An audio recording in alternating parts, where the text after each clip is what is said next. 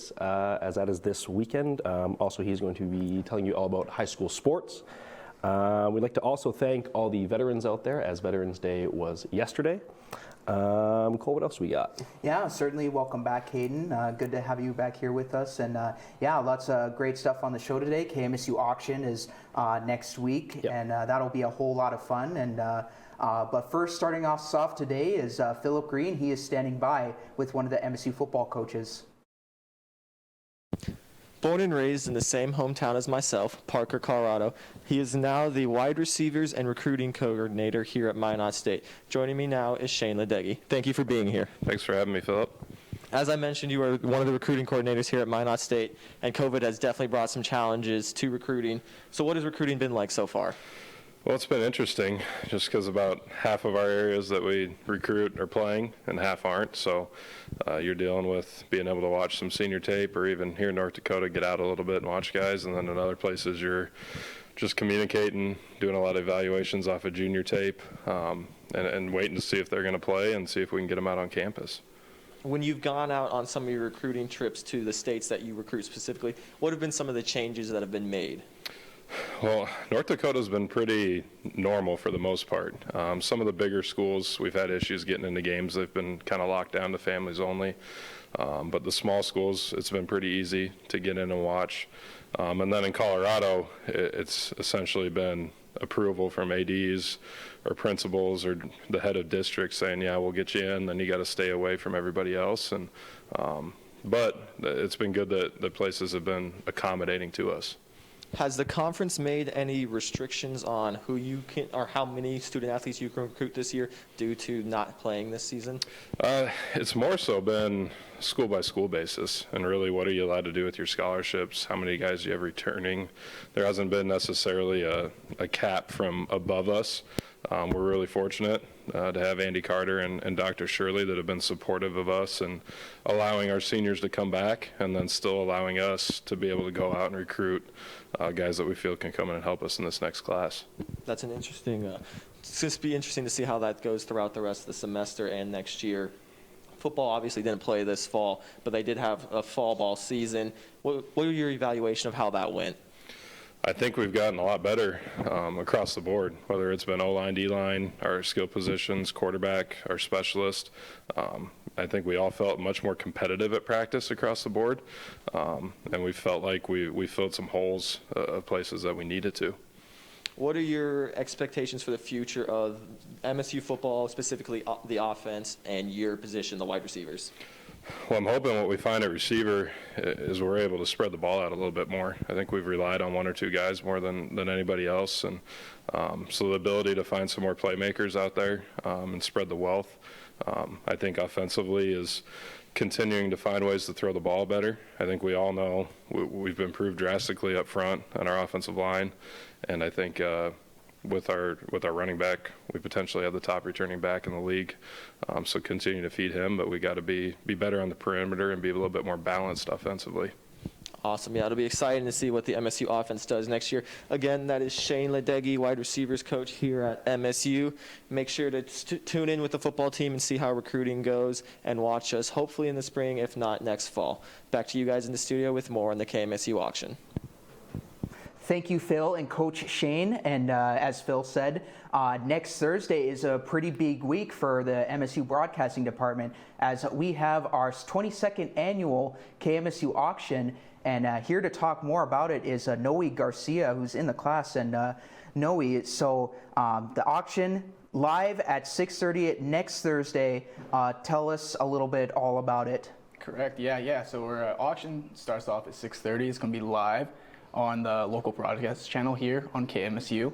It's also going to be streamed live on YouTube, so you can tune in there if you want as well.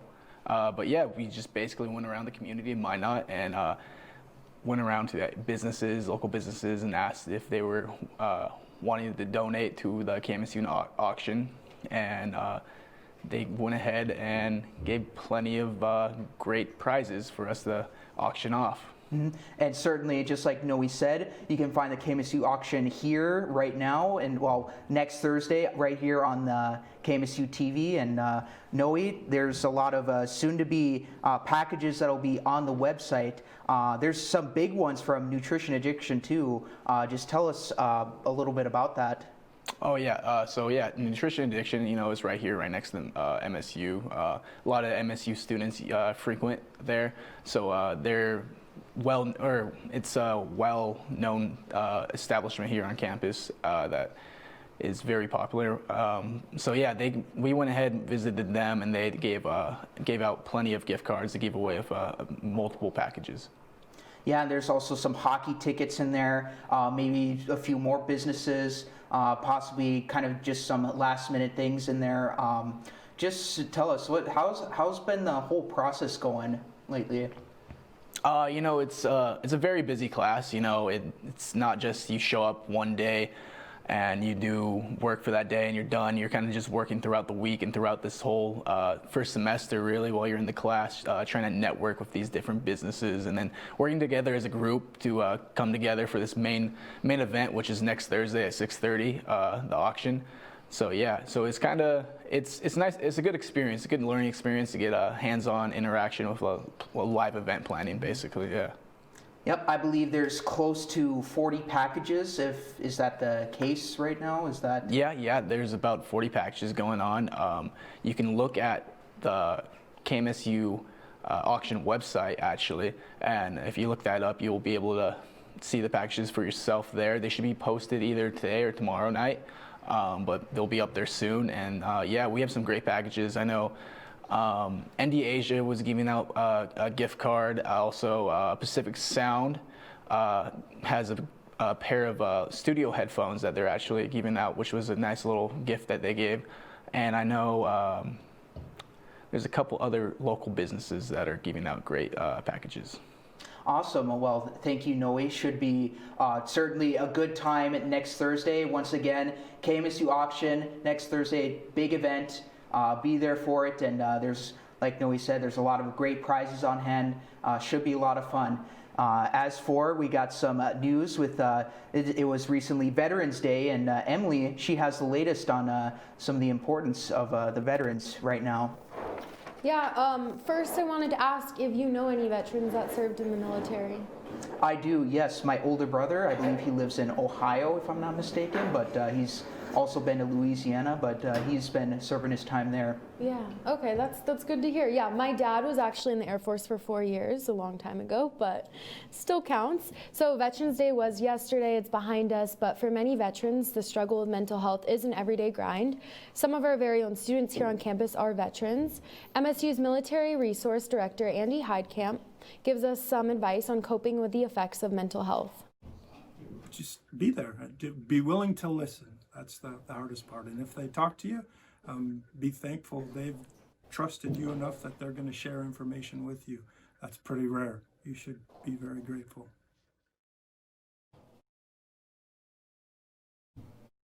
Students encountering veterans in need should contact Andy at the Military Resource Center or number listed on the screen. MSU also has a mental health clinic on campus. For more details, visit the MSU website. Starting in the 1960s, The Coop is MSU's art and literary magazine that is now in print. The publication is looking for editors for the 2021 edition, and the deadline to apply is tomorrow. 2 positions are available, an art and graphics director and a literary and editing director. Editors are responsible for encouraging student submissions. This is a great way to get your name out there. For more information or to receive an application, contact either Patty Kurtz or Andrea Donovan. As you guys heard, the 22nd year of the KMSU auction is happening this upcoming Thursday. The pre-show is at 5 and the event will start at 6:30. You can tune in on Facebook Live, YouTube, and or Channel 19. A portion of the proceeds raised will be donated to frontline workers from the COVID-19 pandemic. There will be lots of familiar faces. Many of us from the show today are actually helping with the auction. And I have seen some of the donations and there is some good stuff, so you won't want to miss out. Ward County is now in the orange zone for coronavirus, but MSU does not have the same color system as the state. Further restrictions on campus will not be required at this time. The weather is reaching those lower temperatures, meaning that activities are being moved inside and our immune systems are becoming a little weaker. There are 33 active cases and 392 recovered cases. 97 individuals are currently being monitored, and Minot State is at a risk level of 3 out of 5.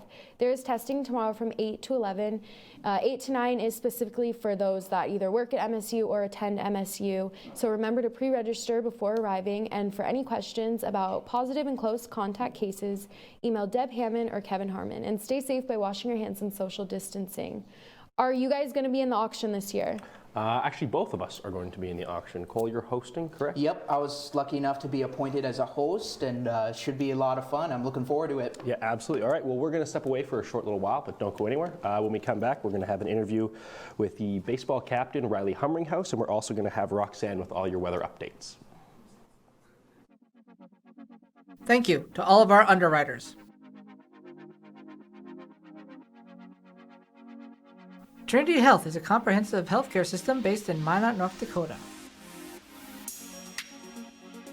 Fiance, with all your prom and bridal needs, located in downtown Minot.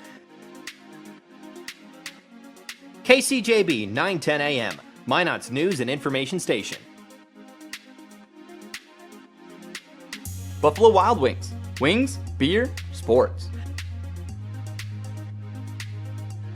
KIZZ FM Z94, playing today's hit music. Mix 99.9, Minot's music mix. SRT, offering a number of services including phone, TV, internet, and security. KRRZ, 1390 AM, Minot's classic hits.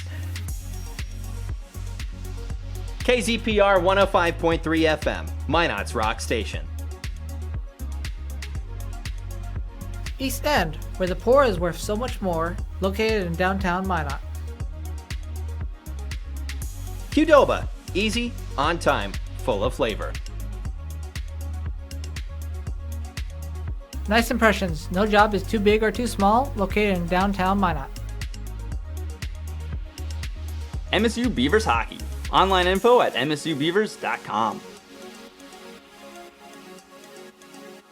Forward Communication, connecting professionals in the Midwest. El Azteca, authentic Mexican food on North Broadway near the airport. MSU Theater Department, year-round entertainment. Red and Green, MSU's student-run newspaper. MSU Bookstore, for all your campus needs. Minot Nutrition Addiction, offering healthy smoothies and meal replacements on the go. H-Bar B Construction, for all your oil field needs. Bears Cat Donuts, located on Broadway across from Minot State campus.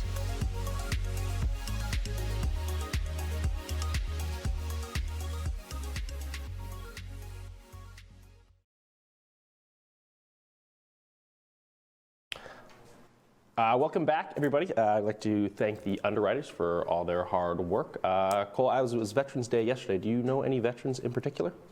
Yeah, like I mentioned to Emily earlier, my older brother, Chris, I believe he was in the Marines, if I'm not mistaken, but yeah, very thankful for what he has done.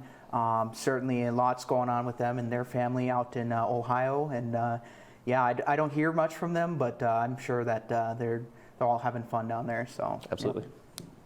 But yeah, with that said, there's been a lot of snow lately coming around in the Minot area, and Roxanne, she has the latest for us. Roxanne, what's up? So far, the weather in Minot right now is getting a little bit more chilly. Currently in Minot, it is 19 degrees, sunny with some clouds in the sky. The high today is 21, and the low today is 16. Moving on to our statewide temperatures, currently in Williston, it is 25 degrees. Dickinson is at 30, Bismarck is at 27, and on the eastern side, we have Grand Forks at 21, and lastly, Fargo at 27. Moving on to our 7-day forecast, we have a pretty good weekend up ahead. The coldest days of the week will be Monday and Tuesday, sitting at the highest at 32 and 36. It will get warmer throughout the week on that Wednesday and Thursday, 43 degrees on Wednesday as the high, and lastly next week Thursday at 41 degrees. If you're looking for something to do this weekend, Minot State is hosting their campus visits. Come out and see what the campus is all about. Minot is great, is a great school, great atmosphere, and even check by the broadcasting department and see what we have in store. Our hometown weather spotlight this week is Caden. He is finally back from his 2-week vacation. He is from Vancouver, British Columbia. Currently there it is 42 degrees and raining. The high is also 42 there and the low is 39. Caden, glad to have you back. Which would you rather have, hometown or Minot? As much as I don't like the rain, I really don't like the snow. So I think I'd rather have the hometown weather. I'm looking forward to going back. The baseball team has very high expectations this season. Here to talk with us now is Captain Riley Humringhouse. Riley, what are the team goals this year? That's a loaded question. I think the expectations and goals are a little different. When we talk as a team, we tend to talk about the expectations, and that is to win a national title. I think what sets us apart, though, is the goals that we have to get to that expectation. As if you look at any team in the nation, their goal or their expectation is to win a national title. Yep. Otherwise, why would they be here? I think our goals as a team, something that we should talk about is how are we going to get there, and that's every day, being in the moment, doing what we can at every practice, and then once we get to the point, every game or every scrimmage, to set us up for that. And when we shoot for that goal, anything past that, if we successfully are within ourselves each practice and enjoy it. If we make a conference tournament, if we make a regional, if we make a national title, that's just a plus. Yeah. So now you've been here this is your 3rd year. Yeah. So how would you stack up this team against your previous two squads? It's definitely different. Yep. I think if we were to play that team 2 years ago, I think we would have the upper hand. Yeah. Looking at our lineup, consistency, pitching staff, depth overall, if we run into an injury, we're probably better off now than we were, which is as expected, a growing program. Yeah, absolutely. So as a 5th-year senior, obviously this is might be your last hurrah in baseball. What would you say your goals for this season are individually? So that's something that's changed over the years. I don't know if that's getting older or playing baseball more or what, but my goal is to take whatever I can out of this season and make it something that I can apply to my daily life after baseball. It's definitely something that's progressed. I realize baseball isn't everything, but there's still a lot I can learn. My goal is to become a better leader and work on things individually that will help me lead people in the future in my potential career. Yeah, absolutely. Yeah, and something you talk about, especially at practice, is perspective. Is that kind of something that you've picked up on within the last couple of years? That is something I picked up on at my JUCO at Colby Community College. The coach preached a lot on perspective, understand where you are and have an appreciation for what you are and who got you there. See the good in things, realize that things probably aren't as bad as you think they are. Yeah, absolutely. All right, well, that was Riley Humringhouse. I'd like to thank you for joining us this afternoon. We're going to take a short break. We're going to send it to the underwriters, but don't go anywhere. When we come back, Noe has an interview with Greg Vettel from the Northwest Arts Center, and we're also going to hear Troy's sports updates and his Masters picks.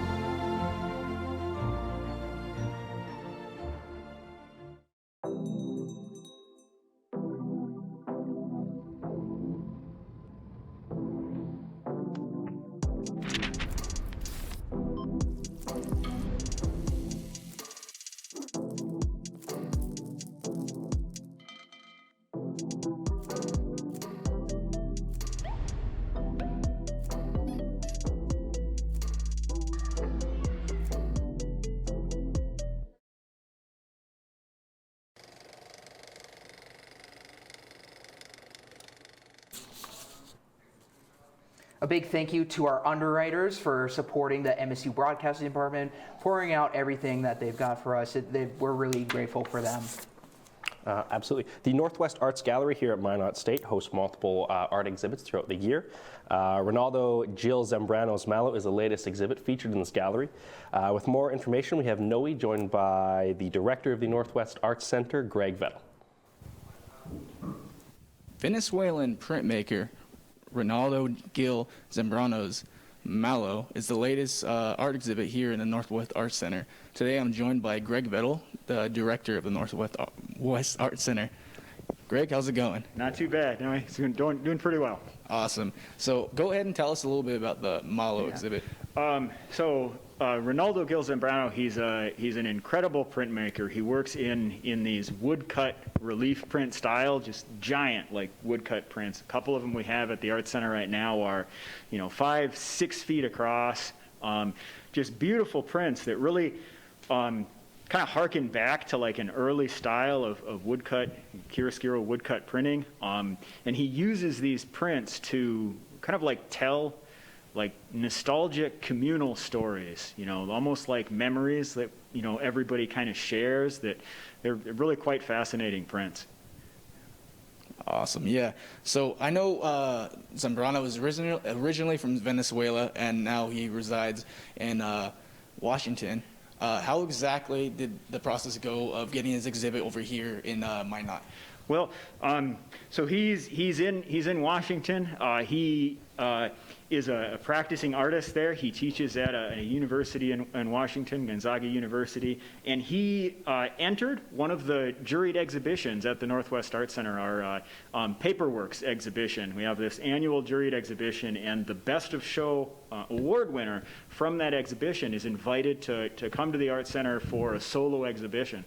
And it's really a great thing. It allows us to bring visiting artists and their work to campus from all over the United States, and we get a really awesome diversity of both artists and work and mediums on campus. Gotcha. And I know Zambrano's going to be here showing his exhibit, but I'm also aware he's going to be working with students. You want to tell us a little bit how that's going to be? Yeah, exactly. So he's coming.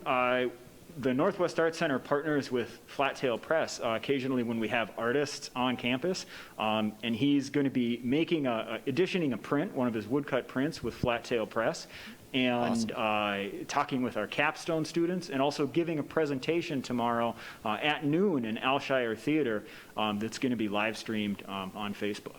So. Awesome. Well, thank you again, Greg. That's all we have time for today, but go ahead and go check out the Northwest Art Center tomorrow and check out Mallow. Awesome. Thank you again. Back to the studio. Thank you, Noe and Greg, for all of that. And now we move on to KMSU Sports with Troy, and Masters just getting underway today, and the Chronicles of Troy's fantasy football team. Troy, still have a win yet? Yeah, no win. Battling with the Jets for Trevor Lawrence, I guess. Maybe I'll start my own football team in the NFL. And welcome to KMSU Sports. I am Troy Kyle, as I said. And starting off in the PGA, it is Masters weekend. The Masters tournament is played at Augusta National in Augusta, Georgia every year. A lot of fans have been watching Tiger Woods as he aims to make it back-to-back wins at the Masters. My personal favorite this weekend is Phil Mickelson, the lefty, who has won here before, will look to pick up another green jacket. And now eyes in the NFL, as the NFL is getting ready for a playoff push as is midway through the season. Teams will try and put a run together to make the playoff spot and earn a chance at the Super Bowl. Now taking a look at Troy's picks. Last weekend I went 2-1. Starting last week with a win in the Thursday night game as the Packers defeated the 49ers. I was wrong when I said Buccaneers and Brady were going to win. They lost to Drew Brees and the Saints by a lot. In Monday night's game, the Pats picked up a win and knocked off the Jets, who are now 0-9, just like my fantasy team. Moving into this week's picks, the Colts and Titans will kick it off tonight. I think the Colts defense is strong. They'll have a good chance of holding off the Titans, and I think the Colts will win. Sunday night's matchup, that will be one-sided. I find it hard to believe that the great Bill Belichick and the New England Patriots will be able to stop Lamar Jackson and the Baltimore Ravens. Monday night, the Bears and the Vikings will go to battle in a game that will be very good, as the Vikings have a very good running back in the backfield, and I don't think the Bears can stop him. The NBA will be starting up here in December, as is ramping up for this 2020-2021 season, starting here in the next month. The Bishop Ryan Lions got knocked out of the playoffs. It was a good season for the Lions. However, we're going to take a look at the matchups for the state title coming up here. The 9-man championship is Linden Hazen Moroff Beckett Lions taking on the Cavalier Tornadoes. The Class A championship is the Lisbon Broncos taking on the Langdon area Cardinals, who knocked out our own Bishop Ryan Lions. The Class 2A championships, the Beulah Miners taking on the Bismarck St. Mary's Saints. And the Class 3A championship, the West Fargo Cheyenne Mustangs taking on Bismarck Century Patriots. Best of luck to all those guys playing this weekend in Fargo. Minot State's news here for the athletics as teams prepare for their seasons, whether it be that coming spring or next fall, they continue to work out. However, basketball teams have an inter-squad game coming up tomorrow. The women will be playing at 5 and the men to follow them. The Minot State women's hockey team has 2 games this weekend as they take on Dakota Bottineau Saturday at the Pepsi rink at 7:30, then we'll go there Sunday. The men's hockey team plays tomorrow at 7:30 at the rink on the 13th at the Pepsi Arena. They take on Jamestown tomorrow night. Thank you for joining us this week here at the Sports Desk. Stay classy, Minot. Please join us next week, for the KMSU auction. I'll be tallying along with those 2 guys over there. Back to you guys. Yeah, should be a lot of fun. Like we said, again, I'll be hosting, starting off the show, and we'll be kicking it off to lots of great baskets, prizes. A lot of the crew, they got all sorts of info on some wonderful prizes that we got coming up. Absolutely, it should be a very fun auction. That's next Thursday at 6:30 p.m. I'd like to thank all the people that came on the show today: Riley Humringhouse, Greg Vettel. Giving up to Noe for some more auction news. Be sure to check out our social media pages on Instagram, Twitter, and Facebook. Also, you can find the KMSU auction on the YouTube page as well as the Facebook page as well. And yeah, there should be lots of great options there you can watch it from. And yeah, also check out a live radio feed as well. And absolutely. Yep. Yeah, I'd like to thank everybody in the booth for all the help they did. Also, I'd like to thank again all the veterans at the school. 2 that I'd like to point out is Christian McLeod and Joshua Strong. Thank you for your service. Tune in next Thursday at 6:30 for the KMSU auction. Thank you very much for watching.